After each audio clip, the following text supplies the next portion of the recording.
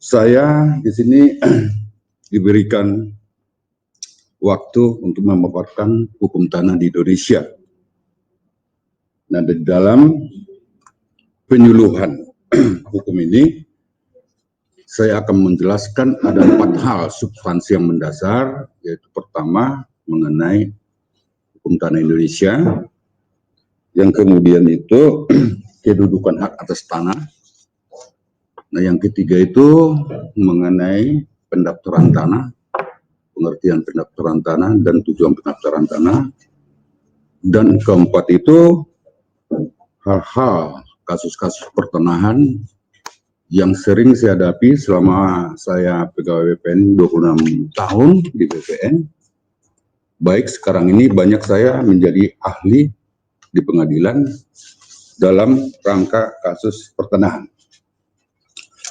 Baik, jadi kalau berbicara kita hukum tanah Indonesia adalah hukum yang mengatur tentang hubungan hukum antara subjek hak dengan objek hak atau tanah. Subjek hak itu adalah pemerintah pusat, BUMN, pemerintah daerah, Pemda, dan BUMD-nya, kemudian pihak kedutaan, terus pihak masyarakat, terus pihak swasta, kemudian juga yayasan atau lembaga-lembaga keagamaan. Nah, inilah merupakan subjek hak yang menjadi ada hubungan hukum terhadap sebidang tanah. Kemudian, saya akan membuat gambaran umum tentang masalah pertanahan di Indonesia ini diawali dengan zaman Belanda, zaman VOC. Belanda menjajah Indonesia kurang lebih 350 tahun. Nah, 350 tahun ini penjajahan Belanda ini ada 9 government. Kebijakan mereka lebih berorientasi waktu itu kepada exploitation palm yang akan menginjak-injak hak-hak Indonesia. Hak ini disebabkan karena adanya pasal 13 Indices Start Regling dan pasal 163 Indices Start Regling, yang mana pemerintah Belanda itu membagi golongan penduduk. Yang pertama itu golongan Eropa, yang kedua itu golongan timur asing, golongan ketiga ada bumi putra. Nah, golongan timur asing itu adalah Chinese, kemudian Jepang, kemudian Arab, India, dan Asia lainnya. Nah, di dalam pasal 163 IS ini, di mana pemerintah penjajahan Hindia Belanda pada saat itu tidak memberikan hak mengenai hak atas tanah terhadap golongan ketiga, yaitu pribumi atau bumi putra. Nah, disinilah adanya diskriminasi hukum terhadap hak atas tanah yang ada di Indonesia di dalam penjajahan zaman Belanda ini.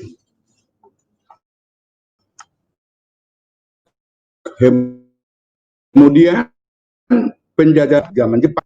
Zaman Jepang ini ada beberapa peraturan seperti Osamus Rei nomor 2 tahun 64. Di dalam peraturan ini terhadap tanah-tanah partikulir yang dikuasai oleh Belanda dulu itu diambil alih dan diurus oleh kantor Siroti Karisosia. Nah, yang paling menolak lagi di zaman Jepang ini 3,5 tahun menjajah adalah membebankan pajak 40% dari hasil produksi. Nah, kemudian baru zaman Indonesia merdeka dari tahun 45 sampai Juli 59. Di masa pemerintahan Suwiryo. Di masa pemerintahan Suwiryo sudah ada pengumuman tahun 47 di beberapa surat kabar agar tanah-tanah di DKI Jakarta ini didaftar di Jalan Kebun Siri nomor 20 untuk mendapatkan hak milik yang dikenal dengan Perponding Indonesia tahun 1947. Jadi salah satu hak milik yang ada di Indonesia ini berasal dari pendaftaran tanah di Kebun Siri oleh Wali Kota Sudiro tahun 47 yang dikenal dengan Perponding Indonesia. Kemudian Sudiro membuat juga identifikasi mengenai luas, tanah, letak, dan batas-batas. Nah, itulah yang dikenal dalam istilah pertanahan data fisik. Kemudian dalam masa Samsun Reja membuat klasifikasi tanah menjadi 4, yaitu tanah kota praja, tanah negara, tanah individu, dan tanah partikuler. Ini akan saya jelaskan nanti kedudukan hak atas tanahnya. Kemudian di pemerintahan Sudiro, penyusunan rencana induk master plan meliputi rencana penggunaan tanah. Nah, baru pertama di zaman Sudiro ini membangun rumah susun di Krekop Bunder, daerah Pasar Baru sana. Inilah pertama adanya pembangunan bertingkat atau vertikal rumah susun di Indonesia. Kemudian peraturan pemerintah nomor 8 tahun 1993 tentang penguasaan tanah dan negara. Nah, ini pun nanti akan saya jelaskan di substansi kedua.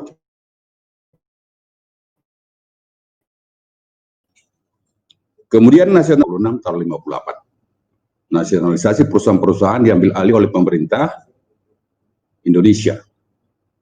Seperti kita lihat banyak nasionalisasi milik Belanda yang diambil alih oleh Indonesia seperti kereta api di daerah kota sana, bangunan-bangunan tua, Bank Bumidaya, Bank Eksim.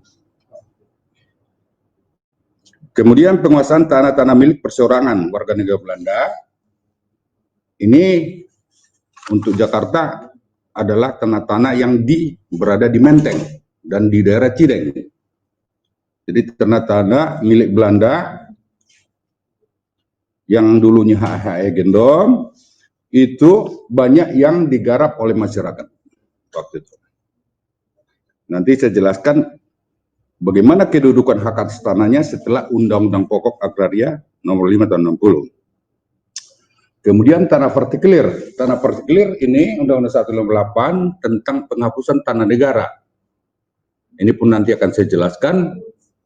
Karena luas Jakarta itu di zamannya Suprapto 4 hektar, 16% Jakarta ini semua adalah tanah partikuler.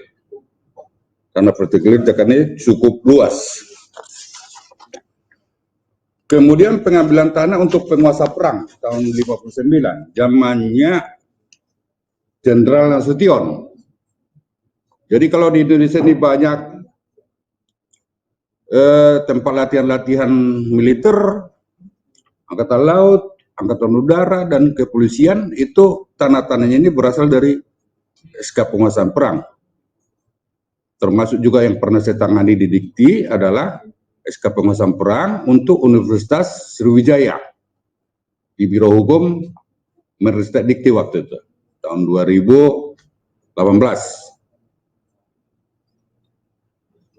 Pengambilan tanah untuk kepentingan penguasa perang ini banyak juga untuk rumah-rumah dinas. Seperti Jakarta ini banyak rumah dinas Angkatan Darat, Angkatan Udara, Angkatan Laut, dan kepolisian atau AKRI, dulu namanya AKRI, sekarang Polri. Asrama-asrama, terus perumahan militer, jalan-jalan dan sebagainya. Nah, selanjutnya masalah panitia agraria.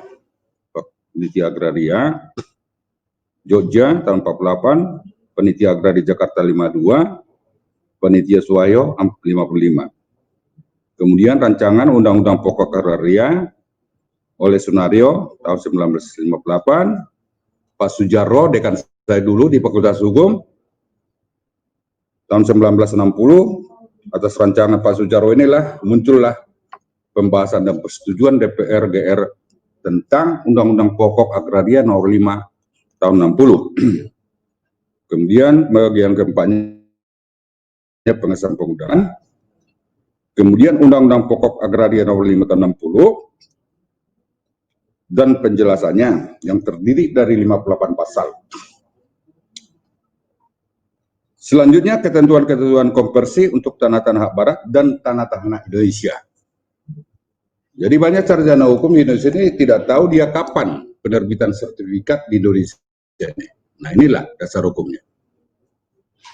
Berdasarkan PMA 2 tahun 60 untuk tanah-tanah konversi hak barat dan PMPA 2 Peraturan Menteri Agraria dan Pertanian tahun 1962. Ini nanti akan saya jelaskan semuanya. Kemudian sesi kedua, kedudukan hak atas tanah setelah Indonesia merdeka.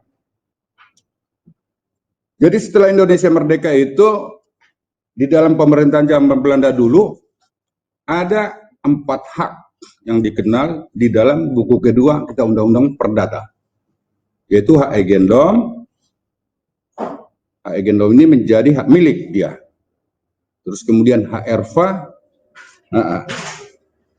kemudian dia hak auftal, hak guna bangunan, menjadi hak HGB di Undang-Undang Pokok Agraria, kemudian hak gebruik atau hak pakai ada di dalam pasal 41 UPA. Nah, tanah-tanah ini semenjak adanya UPA tahun 60, maka tanah-tanah ini dikonversi warga negara asing waktu itu yang kedudukannya sebagai warga negara asing, belum dia memiliki kewarganegaraan sesuai dengan Undang-Undang Nomor 62 Tahun 58, maka dia harus melepaskan selama 6 bulan. Jadi Maret 61 itu dia harus melepaskan kewarganegaraannya dan melepaskan tanah yang dimiliki dia. Kemudian di zaman Jepang, kedudukan tanah-tanah Jepang waktu itu karena dia tidak menerbitkan hak-hak atas tanah oleh pemerintah Jepang, maka tidak ada perubahan yang signifikan terhadap kedudukan tanah-tanah yang dimiliki oleh pemerintah Jepang. Sekarang kita bahas kedudukan hak tanah semenjak adanya PP 8 tahun 53 tentang penguasaan tanah negara. Nah, penguasaan tanah negara ketika tahun itu, tahun 53, ketuanya itu adalah Menteri Dalam Negeri. Jadi kenapa dikatakan tanah-tanah negara adalah tanah-tanah yang dikuasai langsung oleh negara. Di dalam PP 2497 mengatakan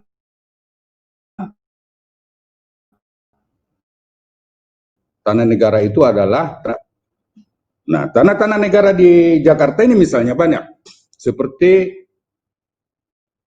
Government Penerimaan India, Eigendom Perponding 1550.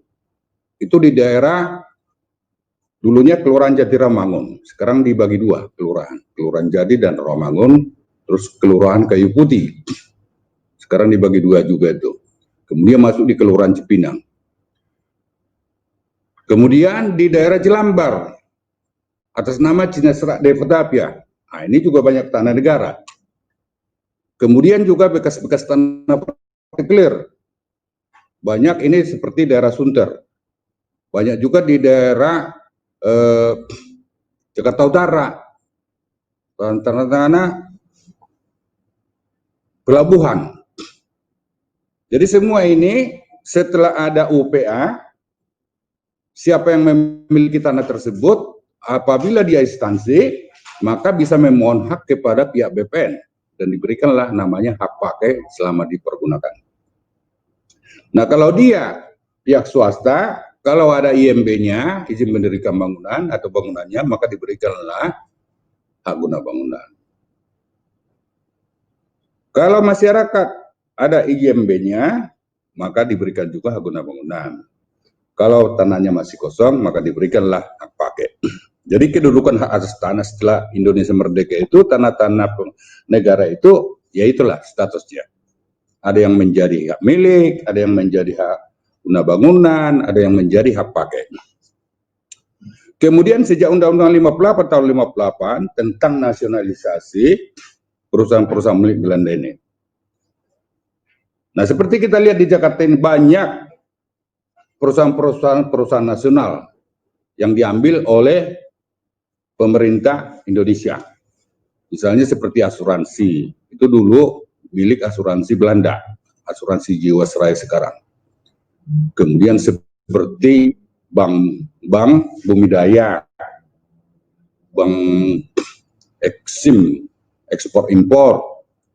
Nah, sekarang kereta api, Jawatan Kereta Api dulu, sekarang udah PT Kereta Api, PT Cipta Niaga. Banyak dulu yang saya taksir aset-aset BUMN. Kemudian perusahaan-perusahaan yang memiliki perkebunan seperti perkebunan teh, perkebunan tembakau, perkebunan kelapa sawit.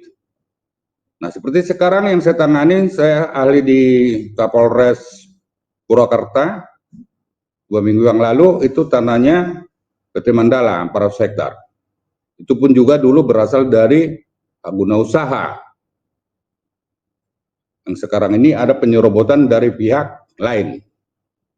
Saya ahli di situ di Polres Purwakarta. Kemudian Undang-Undang Nomor 3 Tahun 60 ini tentang penguasaan benda-benda tetap milik perseorangan. Nah, ini juga sama. Kalau untuk Jakarta ini tanah-tanah P3MB ini ada di daerah Menteng. Tanah-tanah yang atau bangunan atau rumah yang dikuasai oleh pihak Belanda dulu itu, dan di daerah Cideng. Mereka ini tanah-tanah ini semua kedudukan hak atas tanahnya untuk saat ini, baik dia perusahaan dan perorangan, itu dia akan memohon penaksiran harga. Sehingga kepada mahasiswa sering saya katakan, apabila Anda membeli rumah di daerah Menteng atau daerah Cideng yang berstatus dulunya PB, perkuis besui, atau terakhir ini namanya SIP, surat izin penghunian dari Dinas Perumahan, itu hati-hati karena Anda membeli tanah di situ menjadi 2 kali. Pertama kepada pemerintah, baru keduanya kepada pemilik bangunan tersebut. Jadi 2 kali. Jadi berbeda membeli dengan tanah-tanah biasa. Jadi kedudukan tanah-tanah ini pun, tanah-tanah perusahaan-perusahaan ini dan tanah-tanah milik perorangan ini saat ini bisa dimohonkan dia menjadi hak guna bangunan. Kalau nggak ada bangunan, bisa menjadi hak pakai. Kemudian kedudukan hak atas tanah tentang pengambilan tanah untuk penguasa perang. Nah, tentang penguasaan perang ini yang diambil oleh instansi pemerintah seperti Departemen Pertahanan, seperti Angkatan Laut, Angkatan Udara, Kepolisian. Kalau dia di situ instansi subjek haknya, maka diberikanlah pakai selama dipergunakan. Nah, kalau dia swasta, maka dia akan diberikan hak guna bangunan. Kalau dia menjadi subjek haknya perorangan, maka diberikanlah di situ hak guna bangunan kalau ada bangunan, kalau tidak ada bangunan atau tanah kosong diberikanlah hak pakai. Jadi penguasaan perang ini pun sampai saat ini masih banyak bermasalah. Dan kenapa ada SK penguasaan pengambilan tanah untuk keperluan penguasaan perang waktu itu dilatar belakangi atau alasannya karena pihak BPN, instansi BPN baru berdiri tahun 58. Tahun 58 itu instansinya belum ada sampai seluruh Indonesia. Baru ada di pusat. Sementara tanah-tanah yang terlantar atau tanah-tanah yang bekas milik Belanda, milik perkebunan, perusahaan-perusahaan Belanda cukup banyak untuk seluruh Indonesia. Sehingga pemerintah waktu itu mengambil sikap untuk mengadakan penguasaan semua tanah-tanah yang ada di Indonesia ini supaya tertib. Karena ketika itu masih zamannya pemberontakan, Permesta, pemberontakan zaman PKI. Nah, itu. Jadi pemerintah mengambil sikap atau kebijakan supaya tanah-tanah itu dikuasai. Nah, kemudian UPA 560. Nah, setelah ada UPA 560 ini, maka disitulah diatur semua hak-hak yang ada di dalam buku kedua Kitab Undang Perdata. Yang di Kitab Undang Perdata hak agendom itu diatur menjadi hak milik di dalam pasal 20. Hak erfa itu menjadi hak guna usaha diatur di dalam pasal 28 UPA. Dan hak guna bangunan, dulunya hak aufstal, diatur di dalam pasal 35 UPA. Dan hak gebruik pasal 41 diatur dalam UPA. Itulah kedudukan hak atas tanah itu sekarang. Kemudian Peraturan Menteri Agraria Tahun 60 ini tentang pelaksanaan ketentuan Undang-Undang Agraria. Inilah pertama ada pensertifikatan di Indonesia. Seperti saya katakan tadi, banyak sarjana hukum nggak ngerti kapan ada sertifikat di Indonesia ini. Nah, sesungguhnya inilah yang membuat adanya konversi hak-hak tanah barat untuk menjadi hak atas tanah di Indonesia. Nah, inilah skripsi saya dulu yang ditandangani Pak Sudjarwo Menteri Agraria di S1 dulu. Ini ada di sini semua. Konversi hak tanah barat, hak atas Indonesia. Ada di bukunya. Kemudian juga Peraturan Menteri Pertanian Agraria nomor 262, semua hak-hak tanah adat Indonesia itu dikonversi juga atau menjadi hak milik. Seperti saya katakan tadi, tahun 47 didaftar di Kebun Sirih yang namanya Perfounding Indonesia, itu didaftar ke kantor pertanahan, maka diberikanlah sertifikat hak milik. Nah, tanah-tanah adat ini, kalau kita telusuri historisnya, itu adalah asal-usulnya dari pendapat Profesor Van Vollenhoven. Van Vollenhoven membagi 19 pembagian hukum adat di Indonesia, dari mulai Aceh sampai dengan Sabang Merauke. Nah, khusus pengamatan kami sebagai orang yang berproses di BPN, untuk tanah Perfounding Indonesia dan tanah Girik itu ada namanya tanah milik adat untuk Jakarta, untuk Jawa Barat, dan untuk Banten, Provinsi Banten. Dulu Jawa Barat itu satu provinsi. Kemudian sekarang itu sudah provinsi tersendiri. Nah, dikenallah tanah-tanah milik adat berdasarkan Girik. Girik itu yang didaftarkan berdasarkan IREDA dari tahun 45. IPEDA, Iuran Pembangunan Daerah. Baru terakhir tahun 45 PBB, Pajak Bumi dan Bangunan sampai sekarang. Nah, untuk daerah-daerah Jawa Timur, Jawa Tengah dikenal dengan Kekitir, Petuk, Hak Anggado, Hak Apenek, atau Siri, macam-macam. Jadi apa yang dikatakan Prof. Vollenhoven itu seperti daerah Batak hanya simbol-simbol, nggak ada surat-surat di sana. Nah, daerah Bali juga sama, seperti Subak, Kalimantan, jadi dia hanya simbol-simbol. Jadi tanah milik adat itu bisa didaftarkan meskipun tanpa ada surat. Sesuai dengan pendapat dari Prof. S.A. Hakim di sini, hukum adat dulu dosen saya, dikatakan jual lepas, jual gadai, dan jual tahunan. Jadi tidak mengenal sistem autentik. Jadi jual lepas. Seseorang mengatakan, ini tanah saya, mau saya jual, ya jual jadi. Itu jual lepas. Ada jual gadai, ada jual tahunan. Nah, yang ketiga adalah pengertian dan tujuan pendaftaran tanah. Jadi pengertian dan tujuan pendaftaran ini sebenarnya ada di dalam pasal 19 OPA itu. Jadi esensinya pasal 19 ini sebenarnya, karena banyak tanah-tanah di Indonesia yang belum didaftar, maka pemerintah waktu itu melakukan pengukuran desa demi desa. Supaya tanah-tanah itu jangan tumpang tindih. Makanya sekarang ini banyak tumpang tindih karena tidak ada peta-peta pendaftarannya. Nah, kemudian dikatakan juga pengukuran perpetaan pembukuan tanah, pendaftaran hak tanah, dan pemberian hak. Nah, yang mendasar lagi, apa yang diatur dalam buku ketiga 1457 jual beli, akta hibah, akte tukar menukar itu menjadi ada setelah dibuatkan PP 10 tahun 61. Yang dulunya nggak ada, hanya jual lepas, jual gade, dan jual tahunan. Kemudian pemberian surat-surat tak mulia yang berlaku sebagai pembuktian yang kuat, yaitu sertifikat.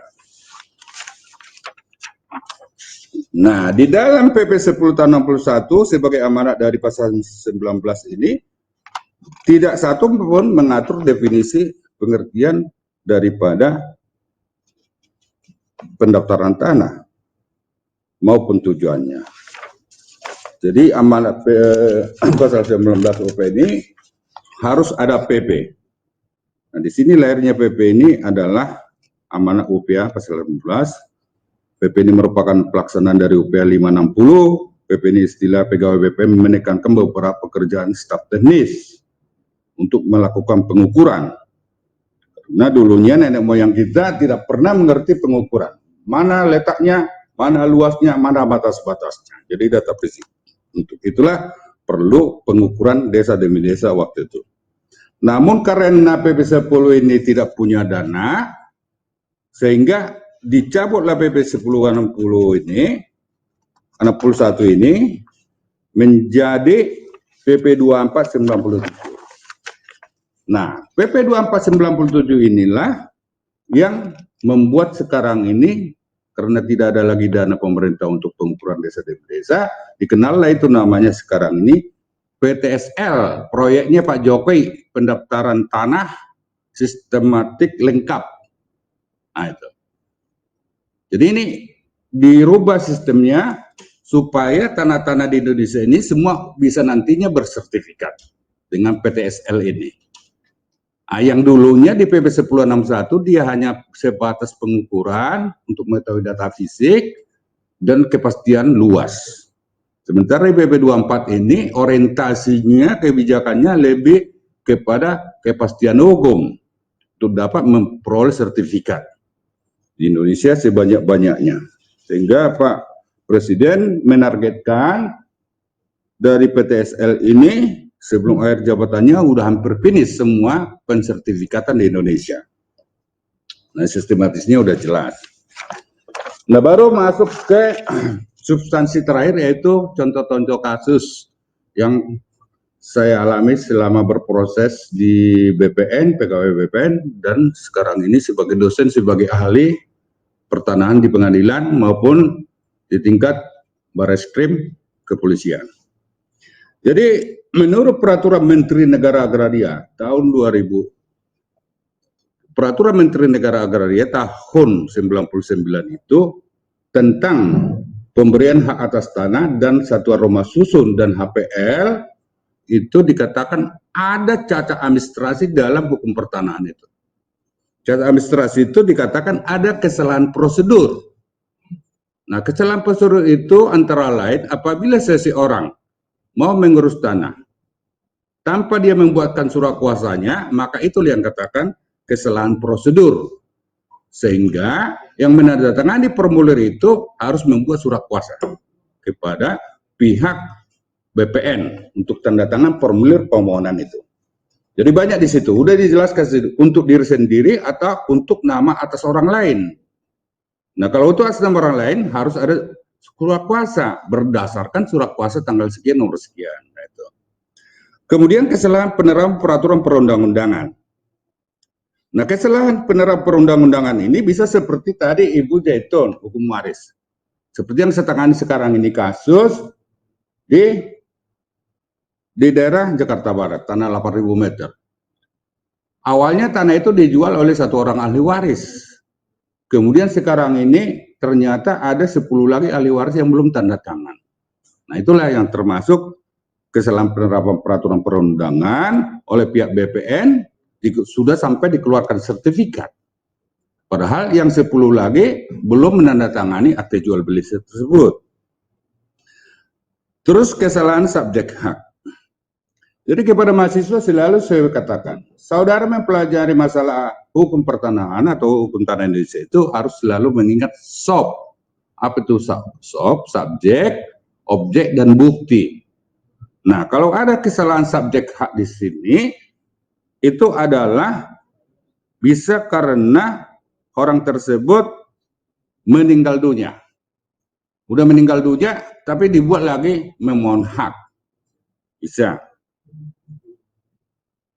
Jadi kesalahan subjek hak itu adalah siapa yang akan diberikan haknya untuk nama pemegang hak atas tanah di sertifikat. Kemudian kesalahan objek hak. Kesalahan objek hak ini adalah bisa juga pemilik tanah itu menunjuk lokasi lain. Harusnya lokasi tanahnya di RT 1, tapi ditunjuk di RT 2. Nah, ini kesalahan objek, salah letak. Harusnya tanah dia di RT 1, ditunjuk di RT 2. Kemudian kesalahan jenis hak. Nah, kesalahan jenis hak ini bisa juga karena di lokasi dikatakan udah ada bangunan dan ada IMB. Padahal setelah ditinjau lokasinya, ternyata di sana belum ada IMB dan belum ada bangunan. Jadi jenis haknya harus turun dari hak GB menjadi hak pakai. Nah, kesalahan perhitungan luas. Kesalahan perhitungan luas ini yang sering juga terjadi. Karena ada kesalahan penunjuk batas. Ketika orang mau mengukur tanah, penunjuk batas, dia tidak menunjuk batas sesuai dengan apa yang ada dalam bukti dia. Bisa dia melebihi mengambil tanah orang lain, ataupun bisa udah ada bangunan orang lain mengambil tanah dia, jadi tanahnya berkurang. Misalnya luas tanahnya itu harusnya 100 meter, bisa 90 meter. Atau mungkin karena tanahnya di situ masih hamparannya kosong semua, yang harusnya tanahnya 100 meter bisa jadi 120 meter. Nah, ini kesalahan perhitungan luas. Jadi yang salah itu bukan petugas ukur dari pihak BPN. Terus terdapat tumpang tindih hak atas tanah. Nah, tumpang tindih hak atas tanah ini yang sering terjadi adalah mengenai sertifikat. Baru-baru ini juga saya ahli di Jakarta Barat. Di situ ada tumpang tindih sertifikat.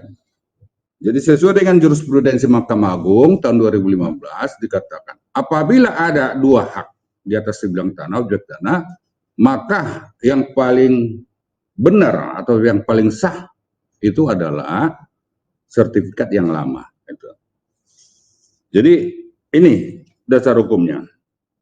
Kemarin saya katakan kepada ketua majelis, kalau ada tumpang tindih hak tanah, dia memakai jurisprudensi. Kemudian data juridis dan data fisik. Tidak benar. Data juridis itu adalah bukti-bukti kepemilikan. Sedangkan data fisik itu adalah mengenai letak tanah. Luas tanah dan batas-batasnya harus jelas. Tapi di sini tidak benar, berarti sertifikat tersebut bisa ditinjau kembali atau bisa dibatalkan.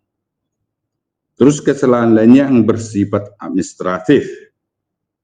Kesalahan lainnya yang bersifat administratif ini bisa ditimbulkan hal-hal yang di luar administrasi biasanya. Nah, kemudian contoh kasus tumpang tindih sertifikat ini baru juga kami menjadi ahli di Jakarta Barat. Ini ada sertifikat si X dan E menjual kepada ABC. Keluarlah sertifikat seluas kurang lebih 2.500. Kemudian dia udah terbit lebih dulu. Selanjutnya di atas tersebut ada lagi orang lain yang memohon seluas 532 meter. Jadi di pengadilan pun ini kemarin dikatakan oleh pihak pemilik sertifikat 532 bahwa tanah tersebut tidak bisa lagi diperpanjang. Dan juga hak pakai 1978 berakhir. Sementara hak yang atas hak milik ini masa berlakunya hak milik. Jadi saya katakan ketua majelis bahwa ini tumpang tindih hak sesuai dengan jurisprudensi, maka yang lebih kuat itu adalah sertifikat yang lama, yang terbitnya lebih dulu. Nah, tahu nanti putusan ketua majelis ini mau dipakai yang mana. Nah, tumpang tindih sertifikat ini diatur dalam Peraturan Menteri Agraria dan Tata Ruang nomor 11 tahun 2016.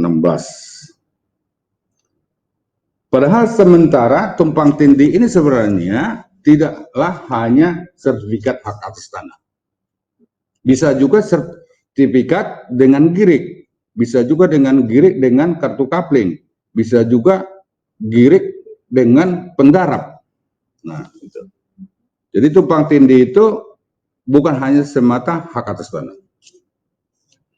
Nah, kasus-kasus yang banyak lagi saya hadapin adalah masalah pengadaan tanah. Masalah pengadaan tanah juga saya ahli di Pengadilan Kerawang, ada 4 perkara, yaitu tentang kereta api cepat Bandung Jakarta.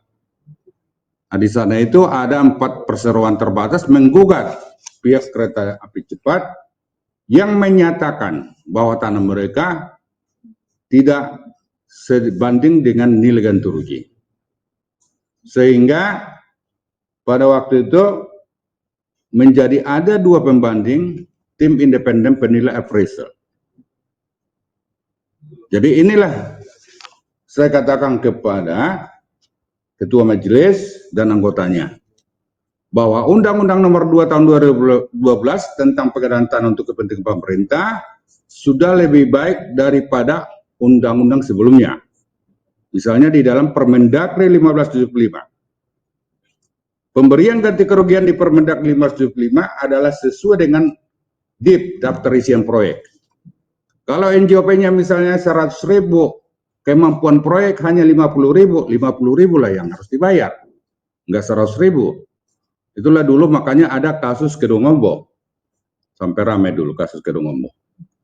Kemudian di dalam Kepres 5593 tentang pengadaan tanah, di situ pun baru pemerintah bisa mengangkat nilai ganti kerugian itu sesuai dengan NJOP. Nah, habis Kepres 5593 ini baru muncul lagi Perpres 36 zamannya PSB 2015, maka disitulah ada tim appraisal atau tim yang menaksir harga tanah. Kalau dulu yang menaksir harga tanah itu adalah Panitia 9 namanya, yang diketuai wali kota atau bupati. Kalau sekarang yang menaksir harga tanah dan bangunan itu adalah tim appraisal yang diangkat oleh pihak Menteri Keuangan. Nah, karena tak ada pembatasan di Undang-Undang Nomor 2 Tahun 2012 ini, maka sampai terjadi kemarin di pengadilan 2 appraisal yang berbeda penafsiran harga. Katakanlah yang ditunjuk pemerintah appraisalnya waktu itu di Pengadilan Kerawang 10.000. Nah, sementara appraisal yang dibawa oleh perusahaan atau PT waktu itu jadi 20.000. Jadi terjadi perbedaan daripada harga penaksiran atau harga ganti kerugian yang diminta. Tapi setelah saya jelaskan mengenai bagaimana persepsi atau bagaimana rumusan pemberian ganti rugi dari mulai Permendag 1575, Kepres 5593, Perpres 36 tahun 2005 zaman PSB, terus Undang-Undang 2 2012 yang terbaru ini, maka Ketua Majelis menganggap benar bahwa ganti kerugian yang diberikan oleh pimpinan proyek Jakarta Kereta Api Cepat itu termasuk bagus, sehingga dimenangkan di Pengadilan Kerawang. Waktu itu saya 4 ahli, 4 perkara 0 perkara. Nah, kemudian pengadaan tanah juga di Tangerang 2019 juga ahli juga di situ tentang bahwa ada masyarakat yang menduduki tanah-tanah dinas tata air, sedangkan masyarakat mengatakan mereka itu tidak pernah ada hubungan hukum dengan dinas tata air. Akhirnya oleh pengacaranya menggugat, karena yang diganti kerugian itu hanya bangunan, tanahnya tidak diganti kerugian, sehingga saya ahlinya waktu itu. Namun pertimbangan hukumnya oleh Pengadilan Negeri Jakarta Barat, Pengadilan Tangerang dikatakan karena Anda menggugat juga Menteri Keuangan, yang seharusnya Anda tak perlu menggugat Menteri Keuangan, maka dikatakan putusannya itu NO, klik ompon klik G, atau tidak dapat diterima. Gitu. Jadi kalau dia NO berarti kan harus mengulangi gugatan. Nah, kemudian juga di daerah 2019 juga di Kalimalang, kasus proyek dari Jakarta Kereta Api Cepat, Jakarta Bandung. Nah, kalau di situ ada beberapa kepemilikan. Ada yang mengatakan dari tanah kiri, ada yang mengatakan penggarap, ada juga yang mengatakan di situ bahwa di situ adalah tanah angkatan udara. Sehingga saya ahlinya di situ waktu itu, Dr. Tommy Siotang pengacaranya, karena ada kesalahan prosedur, tidak mengikuti perma, akhirnya Pengadilan Negeri Jakarta Timur waktu itu mengatakan tidak dapat diterima. Jadi saya harapkan juga nanti kepada mahasiswa-mahasiswa, pengacara-pengacara dalam hal membuat acara berperkara di pengadilan itu harus memenuhi ketentuan yang berlaku. Apa itu sesuai dengan undang-undang, apa sesuai dengan peraturan Mahkamah Agung. Nah, inilah barangkali contoh kasus yang bisa saya gambarkan karena udah waktu 30 menit lebih ya. Nah, jadi kalau memang ada yang mau tanya jawab, saya sebenarnya lebih dominan langsung tanya jawab gitu. Karena kalau materi ini saya uraikan nanti masih panjang lebar, ya kan? Jadi demikian, atas perhatiannya saya ucapkan terima kasih.